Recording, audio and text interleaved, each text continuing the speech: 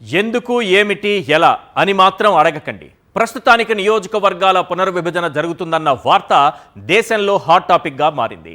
Draft తయారైందా, bill ఎప్పుడు పెడుతున్నారు, రాజ్యాంగ సవరణ చేయక తప్పదా, ఎప్పుడు చట్టం అమల్లోకి వస్తుంది అని కూడా ప్రశ్నించకండి. ఎందుకు ఏమిటి ఎలా ఇవి మాత్రం అలాగే ఉండిపోయాయి. ఇప్పటికిప్పుడు మన దగ్గరున్న సమాచారాన్ని చూస్తే నియోజకవర్గాల పునర్విభజన ఖాయంగా కనిపిస్తోంది. జనాభా లెక్కలు తీయకుండానే డీలిమిటేషన్ ఎలా సాధ్యమనే డౌట్ మీకు రావచ్చు. 2011 జనాభా లెక్కలనే ప్రాతిపదికగా తీసుకోవాలని నిర్ణయించినట్టు తెలుస్తోంది. ఓవరాల్గా ఇప్పుడున్న సీట్లలో లోక్సభతో పాటు 28 రాష్ట్రాలు కేంద్రపాలిత ప్రాంతాలలో అసెంబ్లీలో 50% సీట్లు పెరగనున్నాయి. ఇందులో 33% స్థానాలను మహిళలకు రిజర్వ్ చేయనున్నారు. నియోజకవర్గాల పునర్విభజన బిల్లును 2/3 మెజారిటీతో పార్లమెంటులో ఆమోదించాల్సి ఉంటుంది. త్వరలోనే పార్లమెంటులో ఈ బిల్లును ప్రవేశపెట్టాలని కేంద్రం నిర్ణయించింది. ఈ నేపథ్యంలో తెలుగు రాష్ట్రాల్లో అసెంబ్లీ స్థానాల పెంపుపై జోరుగా చర్చ సాగుతోంది. ఎక్కడ ఏ నియోజకవర్గం పేరుతో అసెంబ్లీ స్థానం పెరగనుంది, ఏ మండలాలు ఏ నియోజకవర్గంలో విలీనం చేయనున్నారోనని రాజకీయ నేతలు ఆసక్తిగా గమనిస్తున్నారు. దీంతో పాటు రిజర్వేషన్లలోనూ మార్పులు జరిగే అవకాశం ఉంది. సమీకరణాల్లో ఎవరి సీటు గల్లంతవుతుందో, ఎవరికి సేఫ్ జోన్గా మారుతుందో అన్న చర్చ సర్వత్రా ఆసక్తిని కలిగిస్తోంది. ముందుగా ఇప్పుడున్నటువంటి సమాచారం ప్రకారం 50% సీట్లను పెంచితే ఓవరాల్గా లోక్సభ స్థానాలు ఎన్ని పెరుగుతాయి, మన తెలుగు రాష్ట్రాలకు సంబంధించి అసెంబ్లీ స్థానాలు ఎన్ని పెరుగుతాయి, అలాగే పార్లమెంటు స్థానాలు ఎన్ని పెరుగుతాయి ఒకసారి మనం స్క్రీన్ పైన చూద్దాం. ఎస్, దేశంలో మొత్తం లోక్సభ స్థానాలు 543 ఉన్నాయి. డీలిమిటేషన్తో ఇప్పుడున్నటువంటి మనకు అందుతున్నటువంటి సమాచారం ప్రకారం అవి 816కు పెరిగేటటువంటి అవకాశం కనిపిస్తోంది. నెక్స్ట్ ఆంధ్రప్రదేశ్ లెక్కలు ఒక్కసారి చూద్దాం. ఎస్, ఏపీలో ప్రస్తుతం లోక్సభ స్థానాలు 25.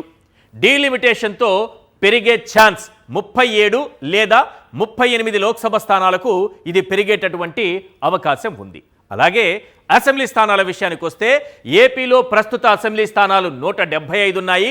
డీలిమిటేషన్తో పెరిగే ఛాన్స్ 262 లేదా 263కి పెరిగేటటువంటి అవకాశం కనిపిస్తోంది. ఇక తెలంగాణ విషయాన్ని కూడా ఒక్కసారి పరిశీలిద్దాం. ఎస్, తెలంగాణలో ప్రస్తుతం లోక్సభ స్థానాలు 17 ఉన్నాయి. డీలిమిటేషన్తో పెరిగే ఛాన్స్ 25 లేదా 26 స్థానాలుగా కనిపిస్తోంది. తెలంగాణలో ప్రస్తుత అసెంబ్లీ స్థానాలు 119 ఉన్నాయి. డీలిమిటేషన్తో పెరిగే ఛాన్స్ 158 లేదా 159కి పెరిగేటటువంటి అవకాశం కనిపిస్తోంది. ఈ పరిణామాల నేపథ్యంలో మనకు ప్రధానంగా కొన్ని ప్రశ్నలు వినిపిస్తున్నాయి. అవేంటో ఒక్కసారి స్క్రీన్ పైన చూద్దాం. అంతకంటే ముందు క్వశ్చన్స్ చూద్దాం. నియోజకవర్గాల పునర్విభజనతో సీట్ల సంఖ్య పెరగడం రాష్ట్రాలకు లాభమా నష్టమా? Question number 1. క్వశ్చన్ నెంబర్ 2, డీలిమిటేషన్కున్న శాస్త్రీయ అంశాలేంటి, ఏ ఏ అంశాల ప్రాతిపదికన పునర్విభజన జరుగుతుంది? క్వశ్చన్ నెంబర్ 3, బిల్లు అమలు కావాలంటే రాజ్యాంగ సవరణ అవసరమా, రాష్ట్రాల ఆమోదం తప్పనిసరా? క్వశ్చన్ నెంబర్ 4, నియోజకవర్గాల పునర్విభజన అంశంలో ఎదురయ్యే సవాళ్లేంటి, గత అనుభవాలు ఏం చెబుతున్నాయి? క్వశ్చన్ నెంబర్ 5, లోక్సభలో ఎంపీ స్థానాల సంఖ్య పెరిగితే దక్షిణాదికి ప్రాధాన్యత తగ్గుతుందన్న వాదనలో నిజమెంత? క్వశ్చన్ నెంబర్ 6, మహిళలకు 33% రిజర్వేషన్లు అమలైతే ఏపీలో లాభపడేది వైఎస్ఆర్సీపీనా టీడీపీనా? క్వశ్చన్ నెంబర్ 7, ఏపీలో కూటమి భాగస్వామ్య పక్షాలకు సీట్ల పంపకం ప్రహసనంగా మారుతుందా? క్వశ్చన్ నెంబర్ 8, పెరిగే ఎస్సీ ఎస్టీ సీట్ల సంఖ్యతో ఆంధ్రప్రదేశ్లో రాజకీయ సమీకరణాలు ఎలా మారనున్నాయి? క్వశ్చన్ నెంబర్ 9, రాష్ట్ర విభజన చట్టంలో ఉన్నప్పటికీ ఏపీ తెలంగాణలో నియోజకవర్గాల పునర్విభజన ఎందుకు జరగలేదు? క్వశ్చన్ నెంబర్ 10, సీట్ల పెంపు పార్టీలకే ప్రయోజనమా, పరిపాలనా సౌలభ్యంగా మారుతుందా? ఇవి ప్రధానంగా వినిపిస్తున్నటువంటి ప్రశ్నలు. అయితే దీనిపైన ఇప్పటికీ ఎవరూ పెద్దగా స్పందించకపోయినప్పటికీ కొద్దిసేపటి క్రితమే వైఎస్ఆర్సీపీ అధినేత జగన్మోహన్ రెడ్డి గారు స్పందించారు. నియోజకవర్గాల పునర్విభజనను స్వాగతిస్తున్నామని ఆయన సంతోషం వ్యక్తం చేశారు.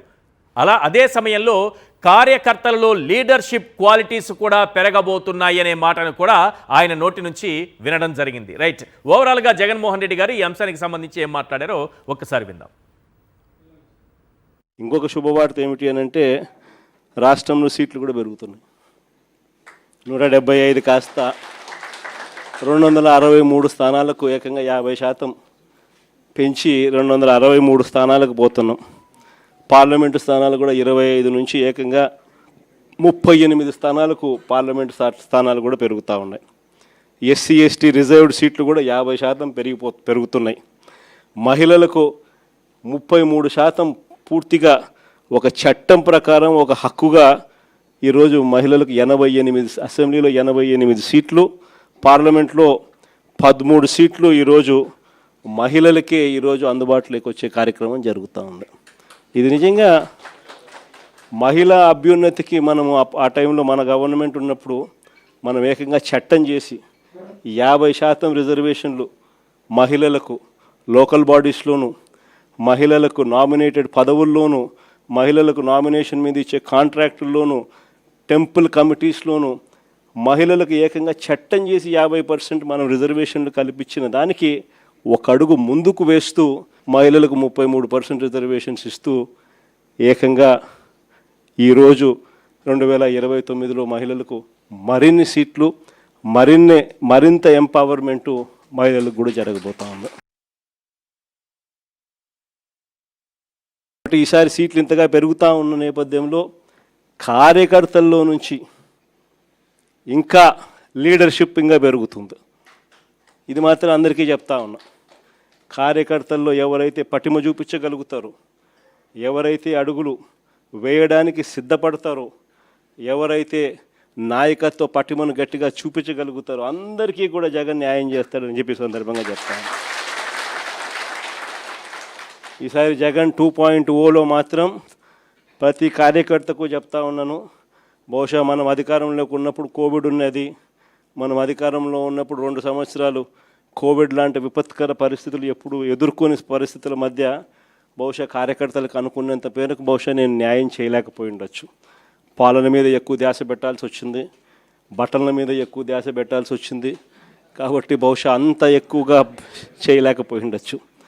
కానీ జగన్ 2.0లో మీ అందరికీ కూడా భరోసా ఇస్తా ఉన్నా. జగన్ 2.0లో ప్రజలకు మంచి చేయడమే కాకుండా కార్యకర్తలకు మంచి జరుగుతుంది అని ఖచ్చితంగా చెప్తా ఉన్నా. ప్రజలకు జరిగే మంచి కూడా కార్యకర్తల ద్వారా మీ ద్వారానే జరిగించే కార్యక్రమం కూడా జరుగుతుందని కూడా చెప్తాను. కాబట్టి ఖచ్చితంగా రాబోయేది మంచి రోజులు.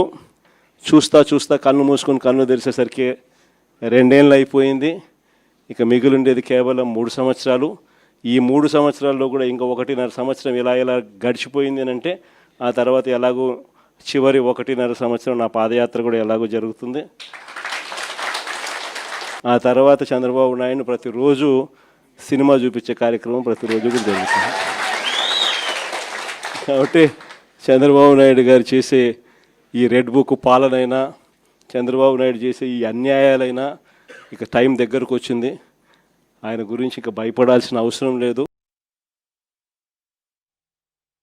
రైట్. ఈ అంశంపైన మాట్లాడడానికి మనతో ఫోన్ లైన్లో అందుబాటులో ఉన్నారు డాక్టర్ చింతలపూడి అశోక్ కుమార్ గారు, అద్దంకి ఇన్ఛార్జ్, వైఎస్ఆర్సీపీ నాయకులు.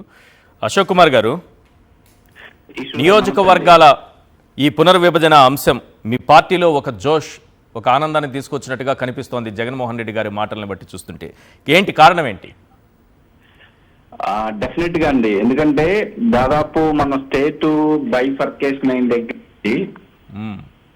నియోజకవర్గాలు పెరుగుతాయి అనేది ప్రతిసారి నానుడిగా వస్తూనే ఉంది. కానీ ఈసారి దాదాపు సెంట్రల్ గవర్నమెంట్ అఫీషియల్ గా దాదాపు 50% కాన్స్టిట్యున్సీస్ ని పెంచబోతున్నాము అనేది, ఈ పార్లమెంట్ నిన్న బిల్లు పెట్టబోతున్నాం అనేది శుభ పరిమాణం. ఓకే. దాంతో పాటు 33% ఉమెన్ రిజర్వేషన్ వలన ఎవరైతే యాక్టివ్ గా ఉన్నటువంటి మహిళలు రాజకీయాల్లో ఇంకా రాణించాలనుకుంటారో డెఫినెట్ గా వాళ్ళకి గుడ్ ఆపర్చునిటీ వస్తుందండి. వాళ్లతో పాటు నాలాంటి ఒక సాధారణ కార్యకర్తను కూడా నియోజకవర్గ స్థాయి ఎమ్మెల్యే క్యాండిడేట్ గా నిలబెట్టగలుగుతున్నారంటే అది జగన్మోహన్ రెడ్డి గారి గొప్పతనం అండి. నాలాగా పనిచేసే వాళ్ళు చాలా మంది ఉన్నారండి. వాళ్ళందరికీ కూడా ఈ నియోజకవర్గాలు పెరగటం వల్ల డెఫినెట్ గా మంచి ఆపర్చునిటీ వస్తుంది అనుకునేది మేమందరం చాలా దృఢంగా నమ్ముతున్నాము. జగన్మోహన్ రెడ్డి గారు అన్నట్టు కార్యకర్తల్లో నుంచి ఇంకా లీడర్షిప్ పెరుగుతుంది ఈ నిర్ణయం వల్ల అని అన్నారు. అట్లా 100% మరింత నాయకత్వం పెరుగుతుంది అనుకుంటున్నారా? అవును సార్, డెఫినెట్ గా. ఎందుకంటే అండి, కార్యకర్తల్లో చాలా మంది కూడా సమర్థులు ఉన్నారు. వాళ్ళని ముందుకు తీసుకెళ్లాలంటే సరైన బేస్మెంట్ కావాలి. ఆ బేస్మెంట్ అనేది ఈ కాన్స్టిట్యున్సీస్ పెరగటం మూలాన వస్తుందని మేము అందరం అనుకుంటున్నామండి. ఓకే, అయితే ఒక మాట అండి, మహిళలకు 33% రిజర్వేషన్లు అనే దాని అంశానికి సంబంధించి ఇప్పుడు 263 అసెంబ్లీ స్థానాలకు పెరిగింది అనుకోండి, వాళ్ళకి 87, 86, 87 వరకు వచ్చే అవకాశం ఉంది. అలాగే పార్లమెంటు స్థానాల్లో కూడా ఒక 12, 13 పార్లమెంటు స్థానాలు వాళ్ళకి దక్కే అవకాశం ఉంది. మహిళా ఓటు ప్రధానంగా ఎటువైపు ఉంటుందని మీరు భావిస్తున్నారు?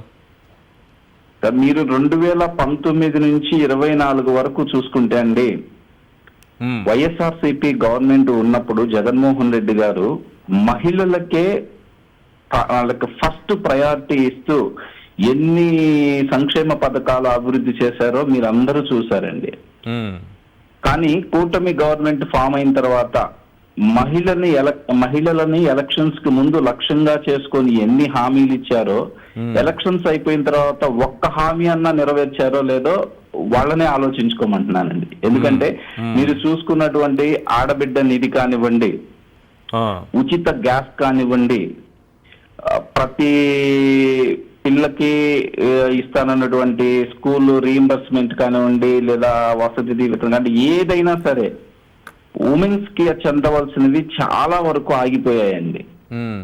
అవన్నీ ఎంత ఉమెన్ మీద ఇబ్బంది పడుతున్నాయో మనం కళ్ళారా చూస్తున్నాం. మళ్ళీ జగన్మోహన్ రెడ్డి గారు రావాలి అని చెప్పి కనీసం 2 ఏళ్లు కూడా అవ్వకముందే ప్రతి ఇంట్లోని మహిళలు పూజలు చేస్తున్నారండి.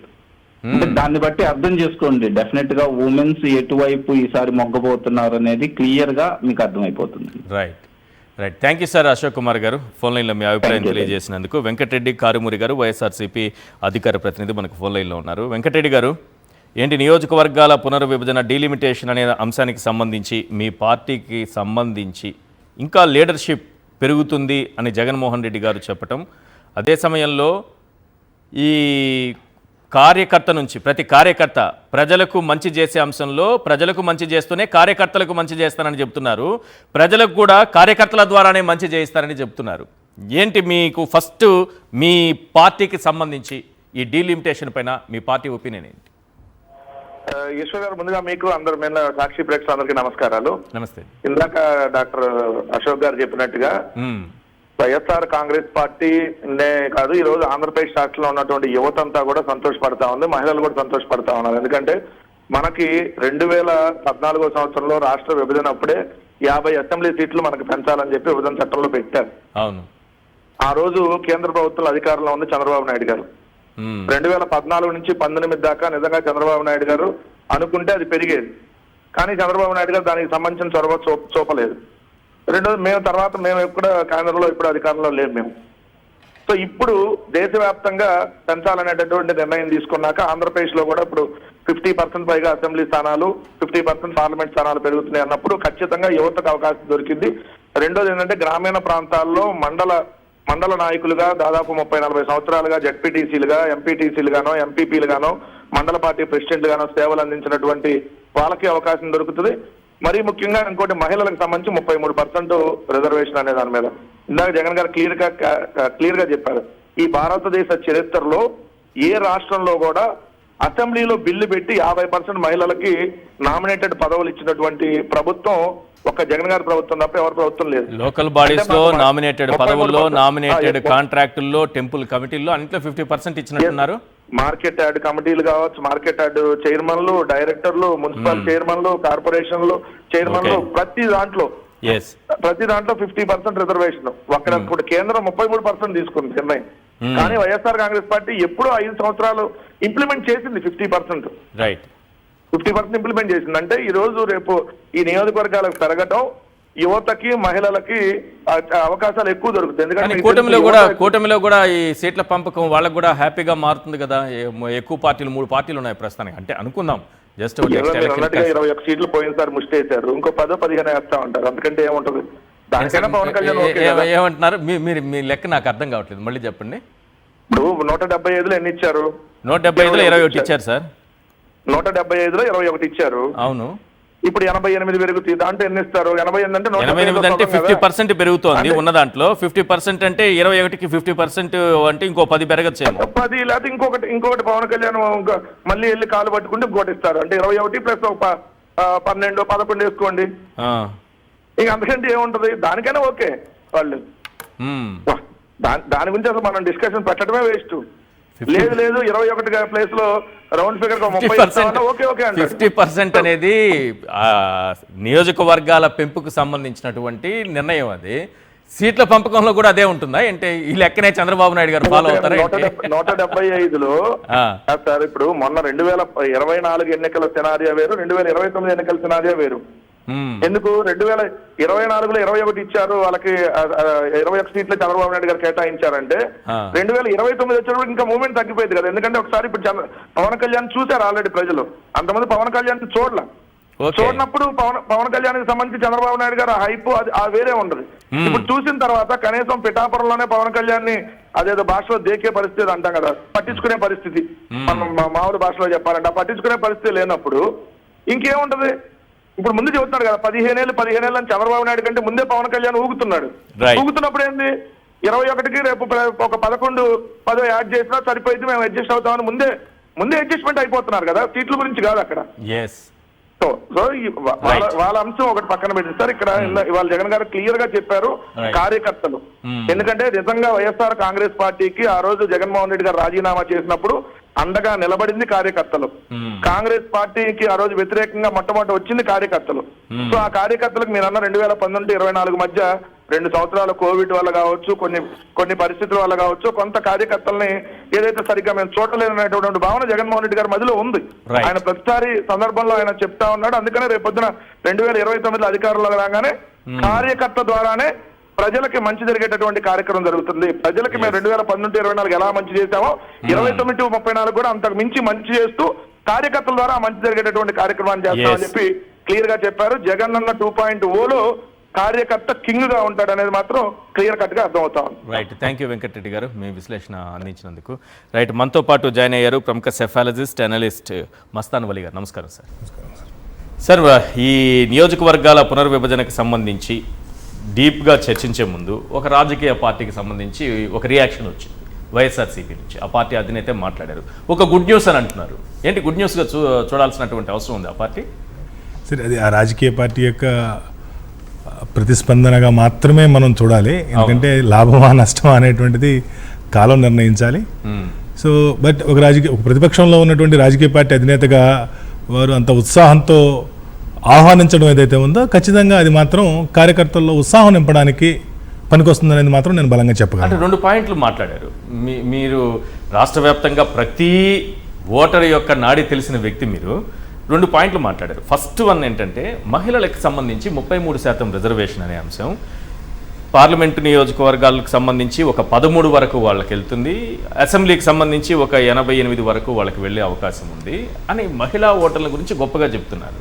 ఏంటి మహిళా ఓటర్లు వైఎస్ఆర్సీపీ వైపు ఉంటారన్న కాన్ఫిడెన్స్ జగన్మోహన్ రెడ్డిలో ఉందా? అటువంటి పరిస్థితి ఉంటుందా?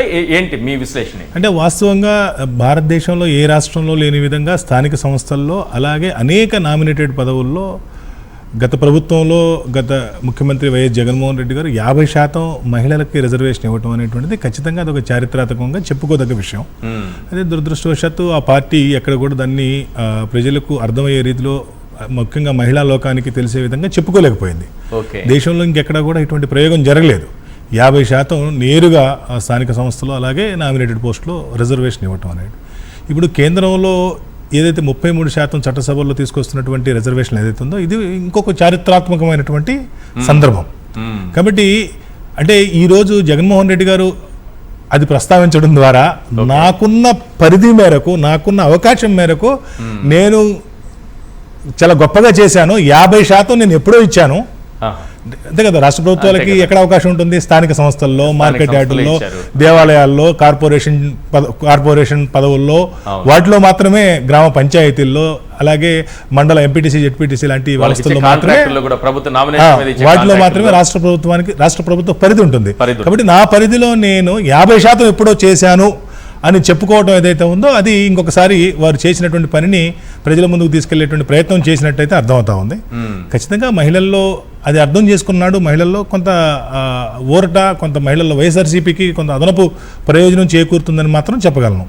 ఏ రాజకీయ పార్టీకైనా కానీ ఒక లీడర్షిప్ క్వాలిటీని మరింత పెంచుకోవడానికి అవకాశం, లీడర్స్ తయారవుతారు కదా, అది జగన్మోహన్ రెడ్డి గారి మాటలో వినిపించింది మనకి.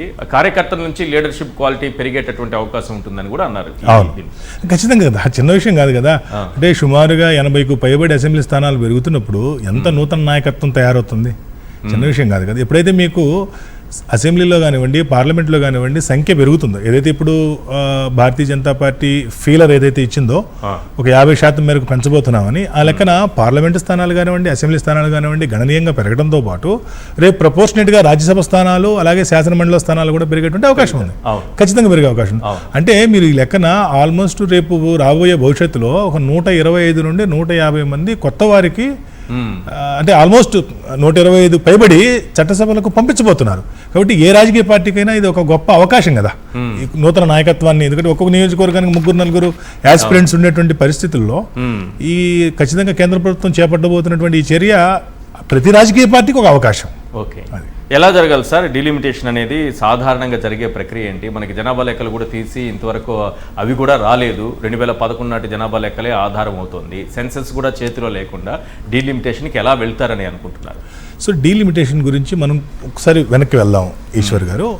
సో 1947 స్వాతంత్ర అనంతరం కొద్ది కాలం తాత్కాలిక ప్రభుత్వాన్ని ఆనాటి బ్రిటిష్ ప్రభుత్వమే ఏర్పాటు చేసింది. ఏర్పాటు చేసిన తర్వాత భారత పార్లమెంటరీ ప్రజాస్వామ్యం ప్రారంభం కావటానికి సో 1951, అంటే ప్రారంభానికంటే ముందు 1951 జనగణన తర్వాత సో 1952లో డీలిమిటేషన్ కమిషన్ని ఏర్పాటు చేయటము, తద్వారా ఆ రోజు 489 పార్లమెంటు స్థానాలని ఈ దేశంలో పెట్టడం జరిగింది. ఆ రోజు భారతదేశం యొక్క జనాభా 36-37 కోట్లు ఉండేది. సో ఆ తర్వాత తిరిగి, అంటే ఆ రోజు రాజ్యాంగంలో స్పష్టంగా పొందుపరిచినటువంటి అంశం ఏమంటే ప్రతి 10 సంవత్సరాలకు ఒకసారి జనాభా గణన జరగాలి. జనగణన జరిగిన తరువాత డీలిమిటేషన్ కమిషన్ ఏర్పాటు చేసి నియోజకవర్గాల యొక్క సంఖ్యను పెంచాలి అనేటువంటిది ఆ రోజు రాజ్యాంగ నిర్మాతల యొక్క ఉద్దేశం. సో ఆ విధంగా 1951లో సెన్సెస్ని బట్టి 52లో, 61 సెన్సెస్ని బట్టి 63లో, 71 సెన్సెస్ని బట్టి 73లో జరుగుతూ వచ్చింది. ఇదే కోణంలో ఆ తర్వాత కూడా జరగాలి.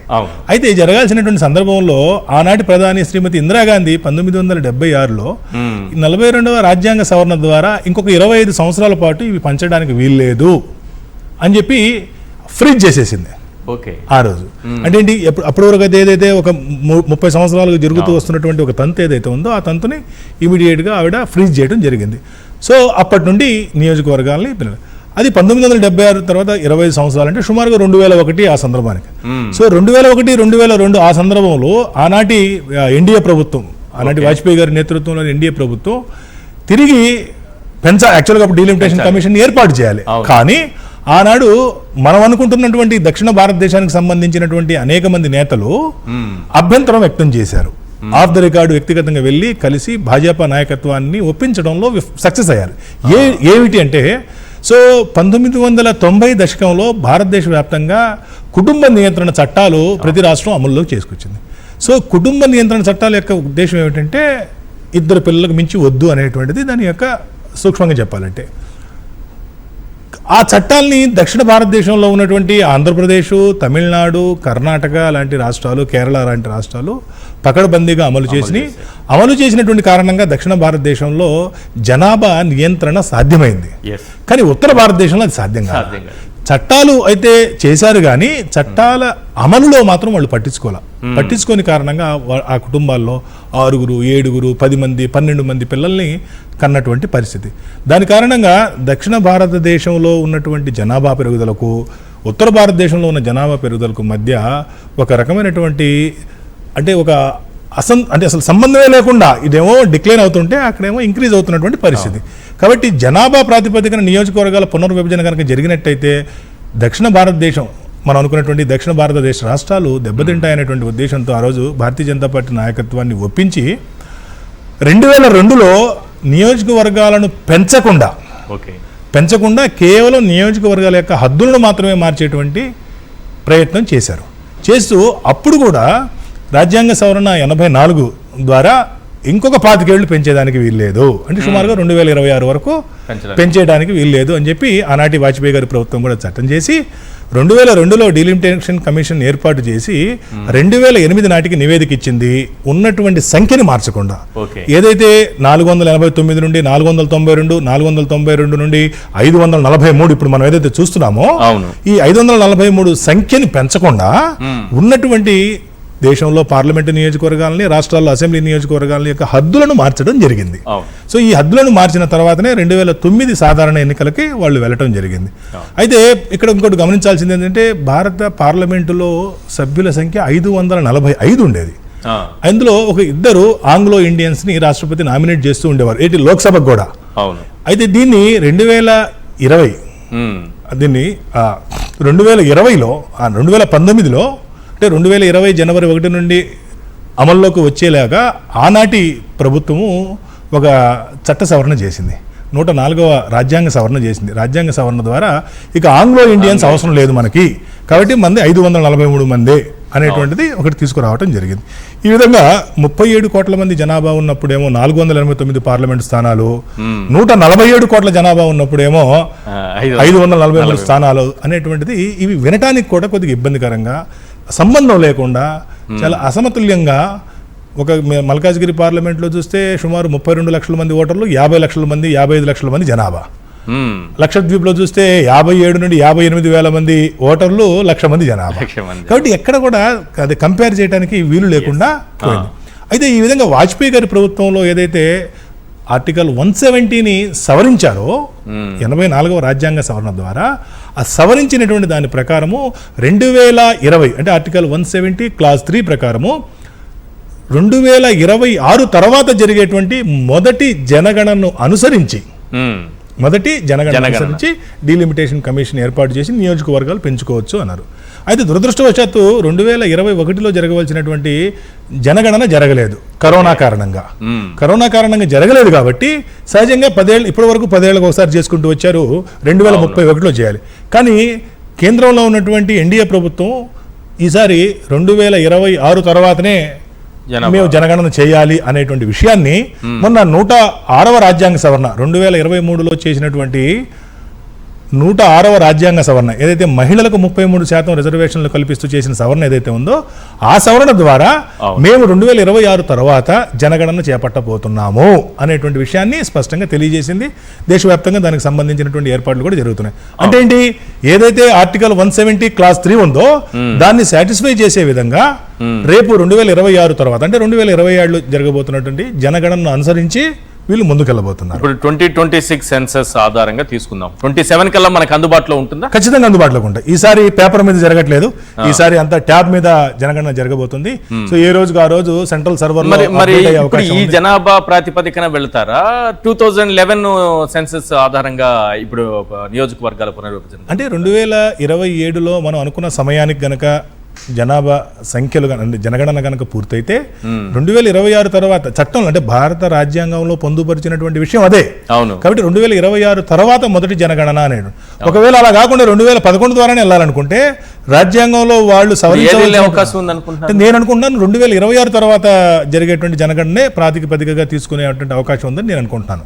ఎందుకంటే ఇంకా స్పష్టమైన బిల్లు పెడతారు ఇప్పుడు అని అంటున్నారు. బిల్లు పెట్టినా నియోజకవర్గాల పెంపు మాత్రం ఇప్పుడు జరగదా?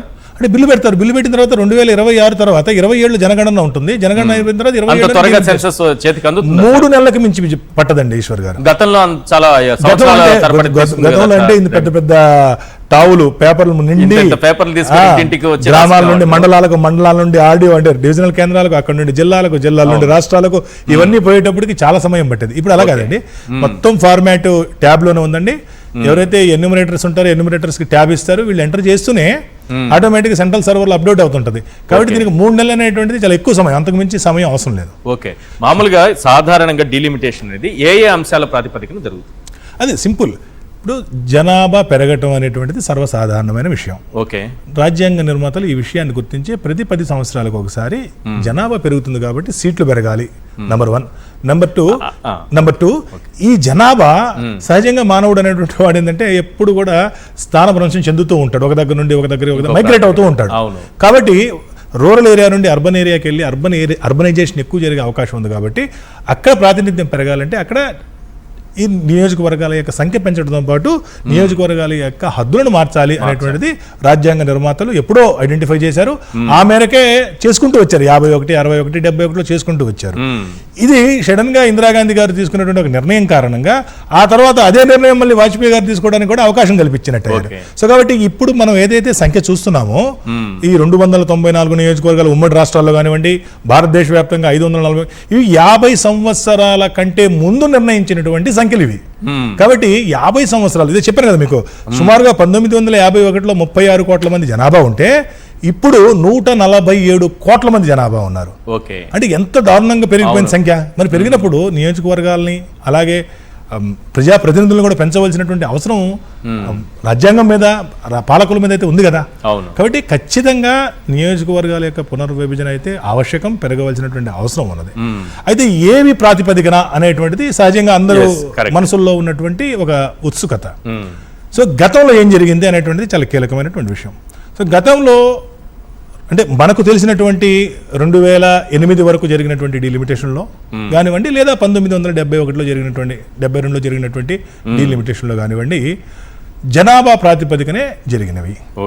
అయితే జనాభాని ఏ రాష్ట్రానికి ఆ రాష్ట్రాన్ని యూనిట్గా తీసుకొని ఆ రాష్ట్రానికి ఒక నంబర్నిచ్చి ఆ నంబర్ బేస్ చేసుకొని చేయడం జరిగింది. ఉదాహరణకి మీరు అనేక రాష్ట్రాలు, చిన్న చిన్న రాష్ట్రాలు చూస్తుంటారు. మణిపూర్, మిజోరాం, మేఘాలయ, పాండిచ్చేరి, ఇటువంటి చిన్న చిన్న రాష్ట్రాలు.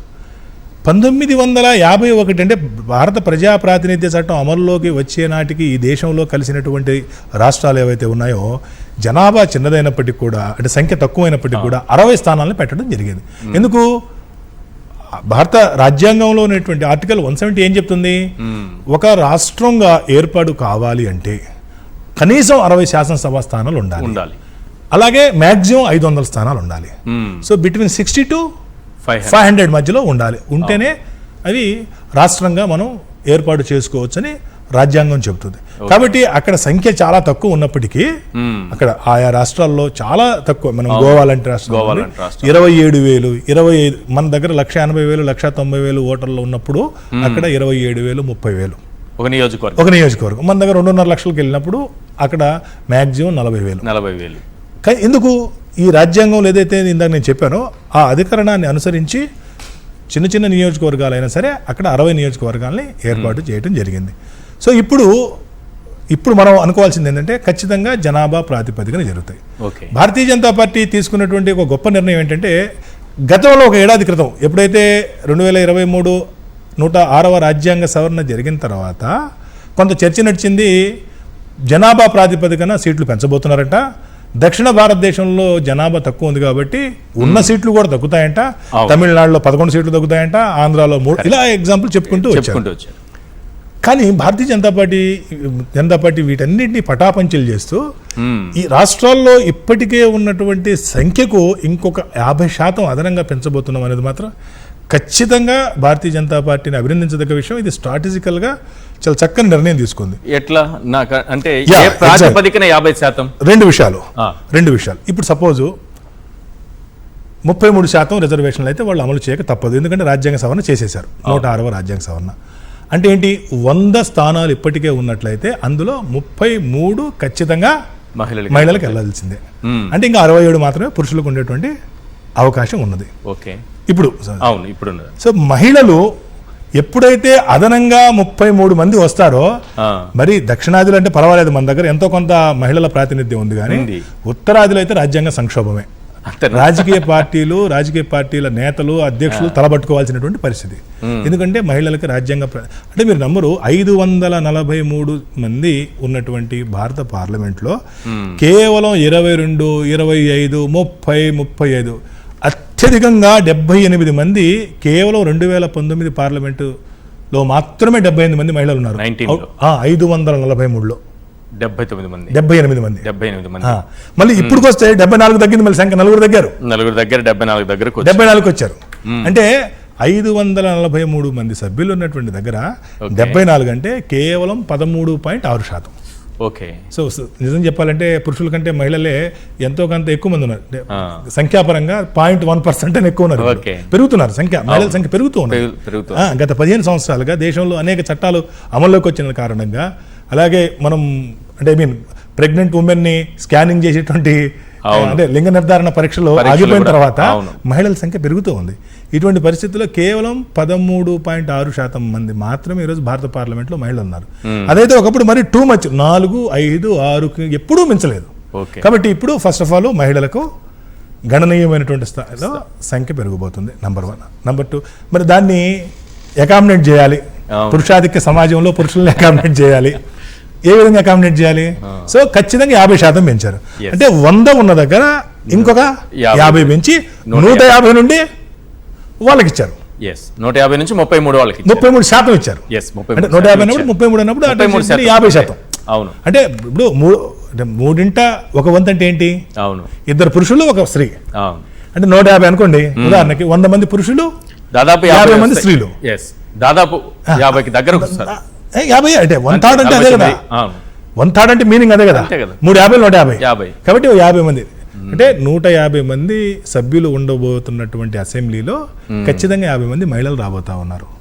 ఇది చిన్న విషయం కాదు కదా. ఇప్పటి వరకు భారతదేశంలో సరే మొదటగా మహిళలకు ఓటు హక్కు ఇచ్చి ప్రపంచంలోనే ఆదర్శంగా నిలిచినటువంటి భారతదేశంలో అదే స్థాయిలో 33% రిజర్వేషన్లు ఇచ్చి మనం మళ్ళీ ఆదర్శంగా నిలబడబోతున్నాం. కాబట్టి ఈ 50% ఫార్ములా అదైతే నేను మనస్ఫూర్తిగా దీన్ని అభినందిస్తున్నాను, దీన్ని ఆహ్వానిస్తున్నాను. ఇదే కాకుండా ఇలా కాకుండా మొన్న చెప్పినట్టుగా కనుక జనాభా ప్రాతిపదికన కనుక చేసినట్లయితే అనేక రాష్ట్రాలు నష్టపోయి, నేను ఉత్తర భారతదేశం దక్షిణ భారతదేశం లాంటి పదాలు వాడను కానీ ఆంధ్రప్రదేశ్ లాంటి రాష్ట్రాలు, తెలంగాణ లాంటి రాష్ట్రాలు, కేరళ, కర్ణాటక, తమిళనాడు ఘోరంగా నష్టపోయాయి.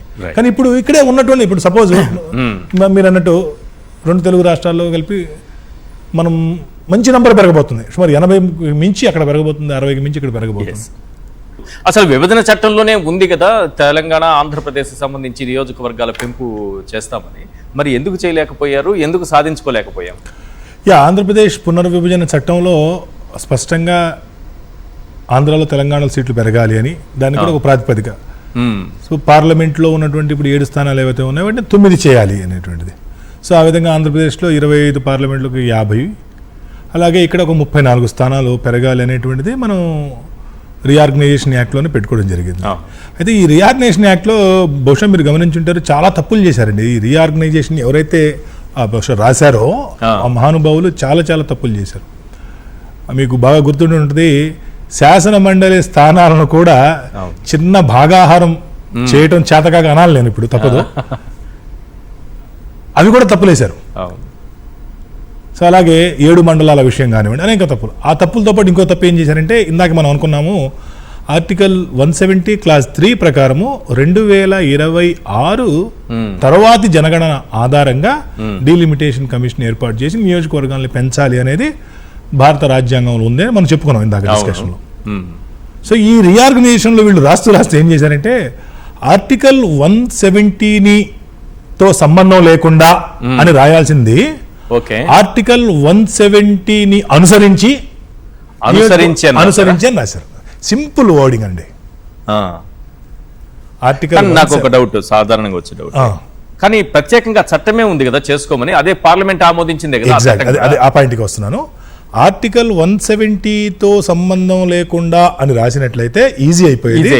ఆర్టికల్ 170ని అనుసరించి అని రాయటంతో మీకు బ్రేక్ పడింది. ఎందుకు బ్రేక్ పడింది అన్నప్పుడు ఇప్పుడు నేను చెప్పినటువంటి కారణం 170 ఏం చెప్తుంది అంటే 2026 తర్వాత. అయితే భారత రాజ్యాంగం ఏం చెప్తుందండి, భారత రాజ్యాంగంలోని ఆర్టికల్ 2, ఆర్టికల్ 3 అధికరణం 2, అధికరణం 3 భారతదేశానికి సంబంధించినటువంటి సరిహద్దులు, రాష్ట్రాల సరిహద్దులు, నూతన రాష్ట్రాల ఏర్పాటు, వీటికి సంబంధించినటువంటి అధికరణాలు ఇవి 2.